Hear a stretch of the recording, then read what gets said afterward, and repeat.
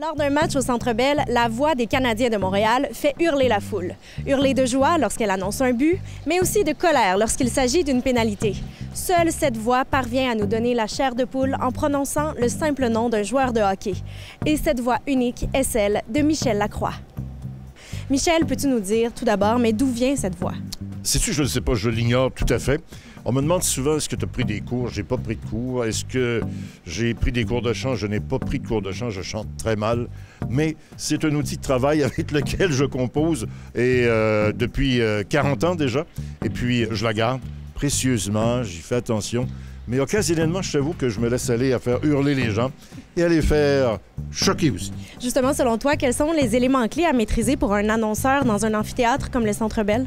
Écoute, je pense que c'est de saisir un petit peu ce qui se passe autour, d'être conscient qu'il y a ici 21 000 spectateurs qui suivent attentivement le match, les faire réagir s'il y a un but, être calme lorsqu'il y a une pénalité, mais moi, je suis un petit peu, je te dirais, le trait d'union entre le club de hockey canadien et les amateurs. Le trait d'union entre ce qui se passe sur la glace et ce qui se passe dans les estrades. Alors, on doit y aller avec le flot du match et puis se dire, par exemple, « Mesdames, Messieurs, bonsoir, bienvenue chez nous. 21 000 spectateurs sont au Centre Bell. Je vous accueille ce soir, ça me fait plaisir. » On y va avec les hymnes nationaux, le match. Il y a toujours quelque chose à surveiller. Et c'est généralement, je le dis, le ton qui va probablement dicter la réaction de la foule. Une histoire qui est triste, ben, le ton va être en conséquence. Un ton joyeux quand il y a un but. Il y a une foule de choses qu'on peut faire. Mais généralement, j'opte surtout pour les hurlements et les buts. Je les aime bien. Du côté du Canadien, bien sûr. Exactement, c'est ce que j'allais te demander à titre d'annonceur du Centre Bell. Est-ce que tu favorises l'équipe locale? Ben oui, tout à fait, tout à fait. Moi, je suis avec les Canadiens de Montréal, je suis employé des Canadiens de Montréal.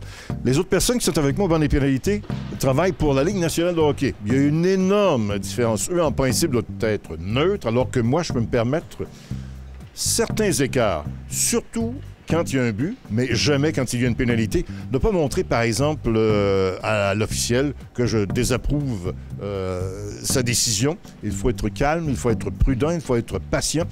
Alors que quand je fais le même travail, mais sur la scène internationale aux Jeux olympiques, là, évidemment, la neutralité est importante et la neutralité est requise parce que qui suis-je pour prendre plus pour la Finlande que pour la Suède, évidemment, pour les États-Unis ou même le Canada?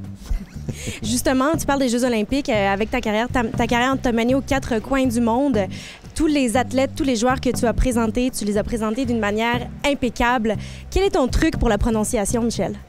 D'aller voir les athlètes eux-mêmes et de leur demander, tout simplement, bon, on annonce ça comment? Comment est-ce que tu veux que je l'annonce? Il y en a qui ont certaines particularités, d'autres, c'est quand même relativement simple. Du côté, je pense, des Canadiens anglais, les Américains, ça va. Côté québécois, je n'ai pas tellement de difficultés. Mais lorsqu'on fait affaire avec des joueurs d'origine russe, tchèque, finlandaise, peu importe, on va les voir. Quand on n'est pas sûr, on leur demande. Il y en a certains qui vont préférer la présentation nord-américaine. C'était le cas de, notamment, Alexei Kovalev. En russe, c'était Alexei Kovalev. Mais lui nous avait demandé, est-ce que tu peux m'annoncer comme étant Alex Kovalev? Parfait. Il y en a d'autres sur la scène internationale qui, d'origine suédoise, par exemple, Peter Forsberg, on l'annonce ici de façon nord-américaine. Lorsqu'on arrivait sur la scène internationale aux Jeux olympiques, c'était Peter Forsberg. Alors, c'était totalement différent, mais c'était davantage Forsberg que Forsberg. Alors, rien de mieux que d'aller voir l'athlète lui-même pour être sûr et certain que la prononciation sera exacte. Et lorsque l'athlète dit « oui, ça me convient, c'est parfait », c'est ce qu'on utilise pour la prononciation. Si on revient encore au hockey, quand on se promène dans les différents amphithéâtres de la Ligue nationale, chaque annonceur a un peu sa personnalité. Il y en a qui sont une personnalité très explosive, plus criarde, d'autres plus traditionnelles. Comment est-ce que tu qualifierais la personnalité de l'annonceur du Centre Bell? Je dirais... moi, je pense que je suis probablement un des plus vieux, sinon le plus vieux dans la Ligue nationale de hockey, parce que ça va faire 40 ans l'an prochain. Mais je dirais un peu... parce qu'il faut aller avec... Et ça dépend des circonstances. Il y a des fois où on va se laisser... ça va être vraiment la frénésie dans la foule lors des séries éliminatoires. Alors là, on en met. Sans crier, on permet aux spectateurs d'embarquer dans le jeu. Moi, je te dirais que je suis plutôt du style dynamique et conservateur.